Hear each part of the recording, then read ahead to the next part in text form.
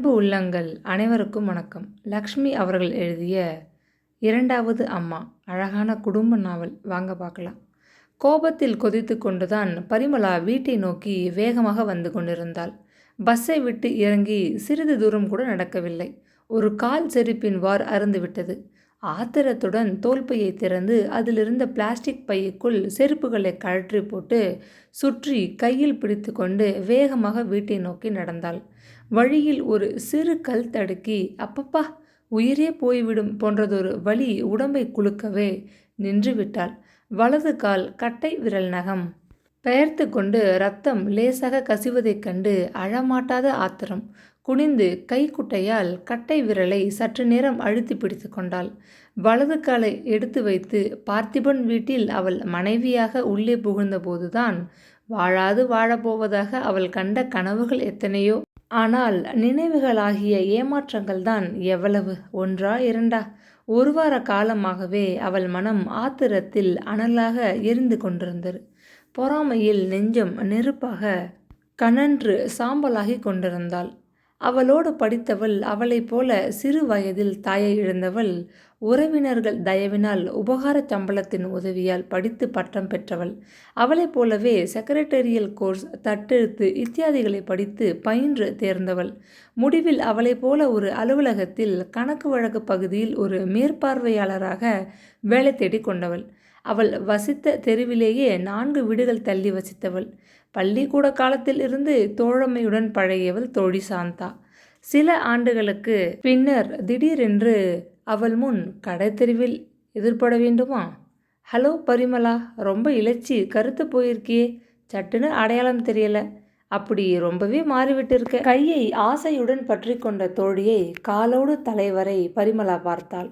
ஒடிசலாக மாநிறமாக இருப்பாள் சாந்தா. கொஞ்சம் மூக்கு கூட சப்பையாக இருக்கும். ஆனால் அவள் இப்பொழுது நன்றாக உப்பி உருண்டு திரண்டு இள வயதில் இல்லாத செழுமையை எங்கிருந்தோ எடுத்து கொண்டு விட்டவள் போல பார்க்க மிகவும் அழகாகவே இருந்தாள். ஃபாரின் ஷிஃபான் சேலையில், லேசான ஒப்பனையில், கம்மென்று மணத்த சென்ட் வாசனையில் கழுத்தை இறுக்கமாக அலங்கரித்த வைர நெக்லஸ் அவள் பணக்கார கலையில் மின்னினாள். அவசரம், ஒரு 50 ரூபாய் தேவை, கடன் கொடுத்து உதவ முடியுமா? சம்பளம் வந்ததும் உடனே திருப்பி கொடுத்துடுறேன். அடிக்கடி அவளிடம் கடன் வாங்கி பிடித்து கொண்டிருந்த சாந்தா இப்பொழுது ஓஹோ என்றல்லவா வாழ்கிறாள்.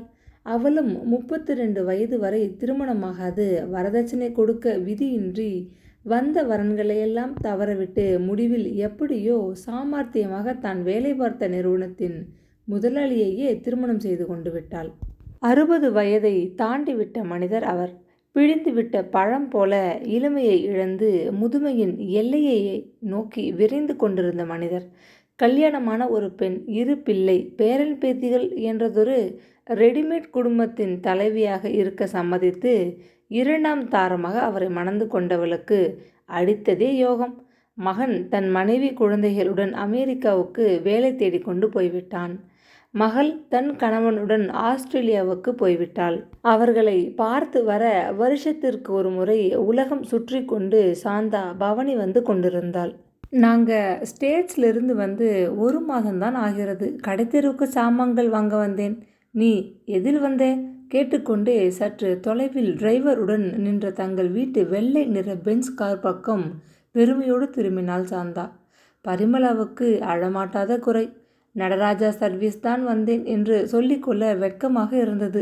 சாந்தாவுடன் போட்டி போடுவது போல அவளுக்குத்தான் தனது 32வது வயதில் தான் வேலை பார்த்த நிறுவனத்திலே உயர்மட்டத்து அதிகாரியாக இருந்த பார்த்திபனை தன் பக்கம் வளைத்து அவனது 2ஆம் மனைவியாக ஆனாள். முதல் மனைவி இறந்து சில ஆண்டுகளாகியும் தன் 10 வயது மகனுக்காக மறுமணம் செய்து கொள்வதில்லை என்று தீர்மானமாக தனிமையில் வாழ்ந்தவனது வைராக்கியத்தை பொடி பொடியாக்கி கல்யாணத்தை முடித்து கொண்டாள். பல வழியில் தன் தோழியை விட தன் வாழ்க்கை மிகவும் உச்ச நிலையில் இருக்கப் போகிறது என்றுதான் உள்ளூர பெருமையுடன் திருத்தணி கோயில் கல்யாண மண்டபத்தில் பார்த்திபனுக்கு கழுத்தை நீட்டினாள். 2வது தாரம் என்ற போதிலும் தனக்கு 38 வயது முற்று பெறாத கட்டுடல் காலை கணவனாக அமைந்து விட்டதை பற்றி அவளுக்கு தாங்க முடியாத மகிழ்ச்சி. பார்ப்பதற்கு பார்த்திபன் ஆண் அழகனாக வேறு இருந்தது ஒரு அதிகப்படியான தகுதியாக விட்டிருந்தது. பிரபல ஹோட்டலில் நடந்த வரவேற்பு விருந்தின் போது கலந்து கொண்ட தோழிக்கு தன் கணவனை அறிமுகம் செய்து வைத்து அகமகிழ்ந்து போனாள் பரிமளா. நாங்கள் எங்கள் தேனிலவுக்கு டார்ஜிலிங் போகப் போகிறோம். நீங்கள் எங்கே போயிருந்தீங்க? கர்வம் பொங்க கேட்டாள். பெங்களூரில் என் கணவருக்கு சொந்தமாக ஒரு பங்களா இருக்கு இல்லையா, அங்கே போயிருந்தோம். கைலாசத்தில் ஒரு பங்களா இருந்துதான் என்ன பயன்? இத்தனை வயது வித்தியாசத்தில் பேரன் பேத்தி புடைசூழ இருக்கும். கிழவனை கட்டி கொண்டதை விட புழக்கடை கிணற்றிலே விழுந்து விடலாம். அப்படித்தான் அசட்டையாக துச்சமாக அவளை பற்றி நினைத்தாள் பரிமளா. டார்ஜிலிங்கில் இருந்து திரும்பி வந்த பின்னர்தான் நிலைமை சூடு பிடிக்க தொடங்கியது. இதோ பார் பரிமளா, விரும்பி நாம் கல்யாணம் செய்து கொண்டோம். என்னை இப்போ நமது நிறுவனம் நகரத்தில் உள்ள வேறு ஒரு கிளைக்கு மாற்றி விட்டிருக்கு. இந்த கார், வீடு இதெல்லாம் நிறுவனம் எனக்கு தந்திருக்கும் உபயம். அடிநாளில் நான் ரொம்ப கஷ்டப்பட்டு முன்னுக்கு வந்து ஒரு பெரிய வேலையை ஏற்றுக்கொண்டு மெல்ல நடுத்தர வகுப்பு அந்தஸ்தை எட்டி பிடிக்க முயன்று கொண்டிருக்கிறவன் நான். அதனால் நீ இப்போ செய்து கொண்டிருக்கிற வேலையை தொடர்ந்து செய்யணும்.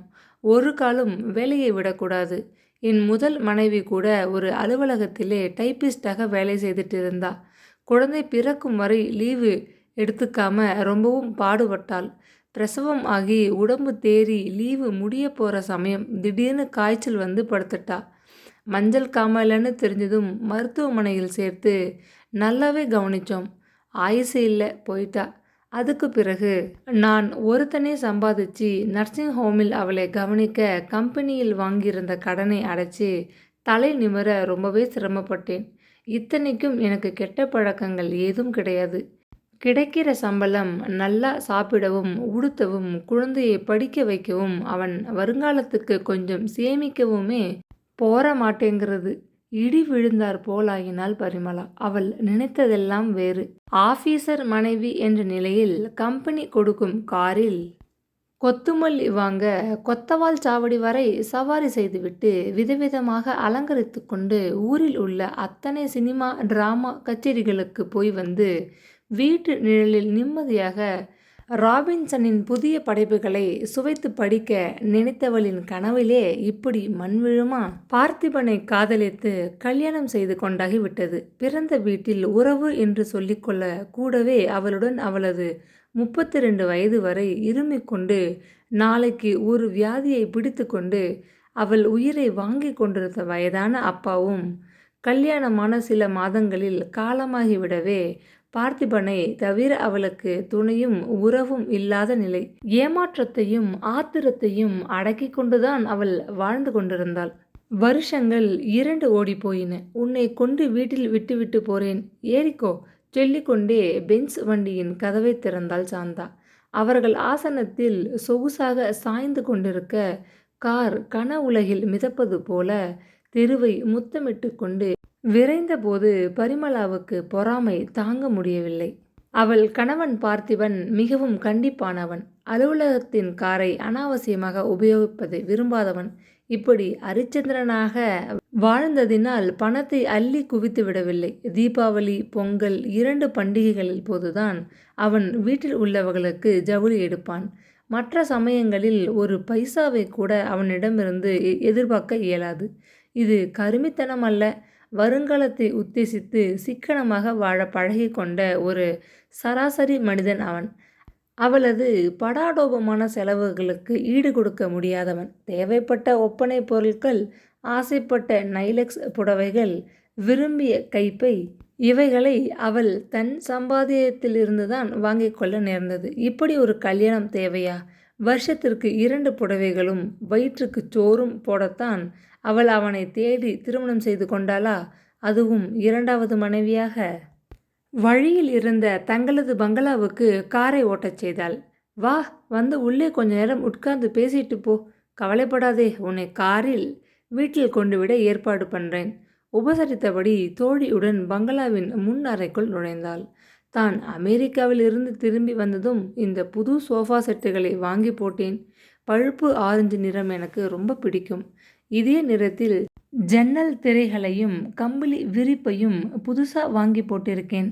மொத்தம் 12,000 பிடிச்சது. பணம் போகட்டும். இப்போ முன்னர் எவ்வளவு அழகா இருக்கு பார். சொல்லிக்கொண்டே சோஃபாவில் அவளை உட்கார வைத்துவிட்டு ஒரு பொத்தானை அமுக்கி தலையை காட்டிய வேலையாளிடம் குளிர்பானம் கொண்டு வரச் சொன்னாள் சாந்தா. கண்கள் வியப்பில் விரிய தன்னை சுற்றிலும் பார்த்தாள் பரிமளா. அம்மாடி, அத்தனை அமர்க்களமாக வாழ்கிற தோழியை மறந்து போய் கூட தன் வீட்டிற்கு காபி சாப்பிட கூப்பிட்டு விடக்கூடாது. ஜன்னல் திரைகள் கிழிஞ்சு போச்சு, வேற வாங்கி போடணும் என்றபோது அடுத்த வருஷம் பார்த்துக்கலாம் என்று பார்த்திபன் தலையை ஆட்டிய ஞாபகம் எரிச்சலை ஊட்டியது. 2 படுக்கை அறைகளை கொண்ட சிறிய வீடும் அந்த காரும் தான் கம்பெனியை சேர்ந்தது. வீட்டில் கிடந்த அந்த பழைய சோஃபா, நாற்காலிகள், ஒரு கால் ஆடிக்கொண்டிருக்கும் சாப்பாட்டறை மேஜை, மெர்க்குரி பூச்சி அழிந்து கொண்டு அழுது வடிந்தபடி நின்ற அலங்கார பேழையின் கண்ணாடி எல்லாம் பார்த்திபன் எங்கேயோ ஏலத்தில் எடுத்து சேர்த்த சாமான்கள். குளிர்பானத்தை கொண்டு முக்காலி மீது வைத்துவிட்டு பணியுடன் மறைந்தான் வேலையாள். தன் விரலில் பளிச்சிட்ட வைர மோதிரம் டால் அடிக்க தன் பக்கம் இழுத்தது. அதன் மேலிருந்து குளிர்பான டம்ளரை மிகவும் அன்போடு எடுத்து நீட்டினாள் சாந்தா. ஒண்டு குடுத்தனத்தில் திண்டாடிய சாந்தாவா அவள்? பரம்பரை பணக்காரி போல, பிறந்ததிலிருந்து உயர் மட்டத்திலேயே வசித்து பழகியவள் போல. என்ன மிடுக்கு, என்ன ரோதனை! அப்பப்பா! பரிமளாவின் வயிறு திகு திகுவென்று எரிந்தது. தன் வாழ்க்கையில் ஏற்பட்டிருக்கும் ஏமாற்றம் அதிகமாக தெரிந்தது. சாந்தாவின் வாழ்க்கையில் இல்லாத ஒரு பெரும் தகுதியை அவள் விரைவில் தேடிக்கொண்டு விட்டாள். அந்த வழியிலாவது அவள் சாந்தாவை மிஞ்சிவிட வேண்டும். சாந்தாவிற்கு திருமணமாகி 4 வருஷங்கள் ஆகிறது. குழந்தை கிடையாது. இனி பிறக்கும் என்ற நம்பிக்கை இல்லை. ஆனால் அவளுக்கு கட்டாயம் விரைவில் குழந்தை பிறக்கலாம். அவள் சாந்தாவை விட 2 வயது சிறியவள். அவள் கணவன் இன்னமும் இளமையோடு இருப்பவன். அவளுக்கென்று ஒரு குழந்தை பிறந்துவிட்டால் தாய்மை என்ற தகுதியை அடைந்து சாந்தாவின் முன் குழந்தையுடன் போய் நிற்க வேண்டும். பங்களாவும் காரும் இருந்து பயனில்லை. பாலூட்டி வளர்க்க தனக்கென்று ஒரு குழந்தை இல்லையே என்று அவள் ஏங்க வேண்டும். அடிமனதிலே சதா உறுத்தி கொண்டிருந்த இந்த தீவிர ஆசையை பற்றி ஆலோசனை கேட்கத்தான் அவள் அன்று மாலை டாக்டர் நர்மதாவை காண புறப்பட்டாள். தனது அலுவலகத்தில் உணவு இடைவேளையின் போது தொலைபேசியில் கணவனை அழைத்தாள். அப்போது அவன் தன் அலுவலக மேனேஜரிடம் கம்பெனி விஷயமாக பேசிக்கொண்டிருந்தான். இன்னைக்கு வேலை முடிஞ்சதும் என்னை வர வழியில் வந்து உங்கள் காரில் அழைச்சிட்டு போகணும். டாக்டர் நர்மதா கிட்ட ஒரு அப்பாயின்மெண்ட் இருக்குது. எனக்கு டைரக்டரோட சாயங்காலம் முக்கியமாக பேச வேண்டிய காரியம் இருக்குது. வழக்கம் போல் நீ பஸ்ஸில் வீட்டுக்கு போயிடு. அங்கேருந்து ஒரு ஆட்டோ எடுத்துட்டு டாக்டரை பார்க்க போ. போனை சட்டென்று வைத்து விட்டான். எரிச்சலும் ஏமாற்றமும் தாங்க முடியாத அவள் அலுவலகத்தில் இருந்தே டாக்டர் நர்மதாவை பார்க்க புறப்பட்டிருந்தாள். முன்கூட்டியே தேதி, நேரம் எல்லாவற்றையும் டாக்டரின் ரிசப்ஷனிஸ்ட் குறிப்பிட்டு கொடுத்திருந்தாள். அப்படி இருந்தும் அவள் வெகு நேரம் வரை தனது முறை வர காத்திருக்க வேண்டியிருந்தது. வரிசையாக பெஞ்சுகளிலும் நாற்காலிகளிலும் அங்கே எத்தனை பெண்கள்! நிறைவாத கர்ப்பிணிகள், லேசாக புடவைக்கு மேல் வயிறு தெரிய, கைகளில் வளையல்கள் கலகலக்க, வளைகாப்பை முடித்து கொண்டு வைத்தியரிடம் ஆலோசனைக்கு வந்திருந்த பெண்கள், வயிற்றில் ஒன்றையும் மடியில் ஒன்றையும் சுமந்து கொண்டு டாக்டரை பார்க்க காத்திருக்கும் பெண்கள், வயதான பெண்கள், பாவாடை தாவணியில் தெரிந்த பருவச்சிட்டுக்கள் என்று பலர். அவர்களுக்கு துணையாக வந்த அண்ணன், அப்பா, கணவன் முதலியோர் தோட்டத்து முன்பக்கம் விரிந்து கிடந்த புல்தரையில் இங்கும் அங்குமாக சிதறி இருந்தனர். தன்னுடன் துணைக்கு கணவன் வராமல் போனது அவளுக்கு பெருங்குறையாக மனத்தை உறுத்தியது. அவள் முறை வந்தபோது நர்ஸ் அவளை பெயர் சொல்லி அழைத்தாள். பரிசோதனை மேஜை மீது பயத்துடன் தான் படுத்து கொண்டாள். டாக்டர் அம்மாள் கேட்ட விவரங்களை படபடவென்று பொரிந்து கொட்டினாள். சோதனை முடிந்ததும் டாக்டர் கைகளை கழுவி துடைத்து கொண்டு சுழல் நாற்காலியில் சாய்ந்து கொண்டாள். புடவையை சீர் செய்து கொண்டு டாக்டர் காட்டிய ஆசனத்தில் உட்கார்ந்த பரிமளாவுக்கு பயத்தில் வேர்த்து கொட்டியது. நீங்கள் 2 மாத கர்ப்பம்னு நினச்சிட்ருக்கீங்க, அப்படிதானே? ஆமாம், மகிழ்ச்சியுடன் தலையை ஆட்டினாள் பரிமளா. தாய்மை அடையணும்னு அதிகமாக ஆசை ஏற்படும் போது சில பெண்களுக்கு இயற்கை நியதியில் இப்படி ஒரு மாறுதல் ஏற்படுவது உண்டு. ஆனால் உங்களுக்கு ஏற்பட்டிருக்கும் இந்த கோளாறுக்கு காரணம் உங்கள் உடல் அமைப்பு. கோளாறா? அப்போ நான் தாயாகவே முடியாதா டாக்டர்? அவள் குரல் திகைப்பில் திணறியது. ஒரு சின்ன ஆப்ரேஷன் செய்யணும், சில மருந்துகளை சாப்பிடணும். இப்போ உங்களுக்கு உங்கள் வயதே எதிரியாக இருக்கு. பெண்களுக்கு வயது ஏற ஏற தாய்மை அடையும் தன்மை குறைஞ்சுட்டே போகுது. அதையும் நீங்கள் மறக்கக்கூடாது. அப்போ என்னதான் முடிவாக சொல்கிறீங்க டாக்டர்? அவளுக்கு துக்கம் தொண்டையை அடைத்தது. மருந்து, ஆப்ரேஷன் இதுகளுக்கெல்லாம் பயன் கிடைக்காட்டா வேறு என்ன செய்ய முடியும்? டாக்டர் எழுதி கொடுத்த மருந்து சீட்டை வாங்கி கொண்டு எழுந்தாள். ஆப்ரேஷனை பற்றி உங்கள் கணவரிடம் கலந்து கொண்டு சொல்லுங்க. ஒரே ஒரு நாள் தான் இங்கே தங்கும்படி இருக்கும். இந்த மருந்துகளை சாப்பிட்டு விட்டு 1 மாதம் கழித்து என்னை வந்து பாருங்க. டாக்டர் அடுத்த பெண்ணை பார்க்க நர்ஸை அழைப்பதற்காக மேஜை மீது இருந்த மணியை தட்டினார். தாங்க முடியாத அதிர்ச்சியில் தள்ளாடிக் கொண்டு வெளியே வந்தவளுக்கு பஸ் நிலையத்திற்கு நடப்பதற்குள் நேரம் யுகம் போல கனத்தது. இப்பொழுது உலகத்தின் மேலேயே தன் மேலேயே அவளுக்கு ஒரே வெறுப்பு. சின்ன வயதில் பியூசி முடிக்கும் முன்பே மாமன் மகன் அவளை விரும்பி மணக்க பெண் பேச வந்தான். படிக்காதவன், பட்டிக்காட்டில் வசிப்பவன் என்று பிடி கொடுக்காது மறுத்துவிட்டாள். மாமன் மகனை கட்டிக்கொண்ட மகராசி இப்பொழுது 3 குழந்தைகளுக்கு தாயாகி கிராமத்தில் சொந்த வீட்டில் ராணியாக வாழ்ந்து கொண்டிருக்கிறாள். மாமன் மகன் கூட புது கார் ஒன்று வாங்கி வைத்து கொண்டிருப்பதாக கேள்வி. விவசாயி வேண்டாம், ஆபீசர் மனைவியாக வேண்டும் என்று அவள் ஆசைப்பட்டதன் விளைவு விடிந்ததும் விடியாததுமாக வேலைக்கு போக எழுந்து அவசரப்பட வேண்டியிருக்கிறது. போகட்டும், பாடுபட்டு சம்பாதிக்கிறாளே, யாருக்காக? யாரோ வேறு ஒருத்தி பெற்று போட்டு விட்டு போயிருக்க மகனின் வருங்காலத்திற்காக. தனது மூத்தாள் மகன் அருணை நினைத்தபோது உடல் அனலாக அவளுக்கு எரிந்தது. உங்கள் குழந்தை என் குழந்தையைப் போல, கவலைப்படாதீங்க பார்த்திபன். அவன் என் மகன், நான் அவனது அம்மா, முறையில் 2வது அம்மா. ஆனால் உணர்வில் அவனை பெற்ற தாய் போல பாசம் உடையவளை நம்புங்க. கல்யாணத்திற்கு முன் பார்த்திபன் கவலை தெரிவித்தபோது அவனை மயக்க அவள் இப்படியெல்லாம் வேப்பிலை அடித்தது என்னமோ உண்மை. ஆனால் அருணை அவளால் நேசிக்கவே முடியவில்லை. அப்பா என்று ஓடி வந்து தன் தந்தையை கட்டிக்கொள்ளும் அந்த சிறுவனை காணும் போதெல்லாம் மனதிலே ஒரு நெருடல். கணவனிடம் தனக்குள்ள அன்புக்கிடையே அவன் ஒரு முள்ளாக இருப்பது போல ஒரு உறுத்தல் சதா மனதை குடைந்தது உண்மையே. அவர்கள் வசித்த தெருவுக்குள் அவள் புகும் முன் இருள் வேகமாக கப்பிக்கொண்டது. தெரு விளக்குகள் பளிச்சென்று எரிய தொடங்கின. வீட்டின் கேட்டை மெல்ல திறந்து கொண்டு முன்பக்கத்து தோட்டத்திற்குள் நுழையும் முன்பே பக்கவாட்டில் இருந்த ஜன்னல் வழியே கவனித்தாள்.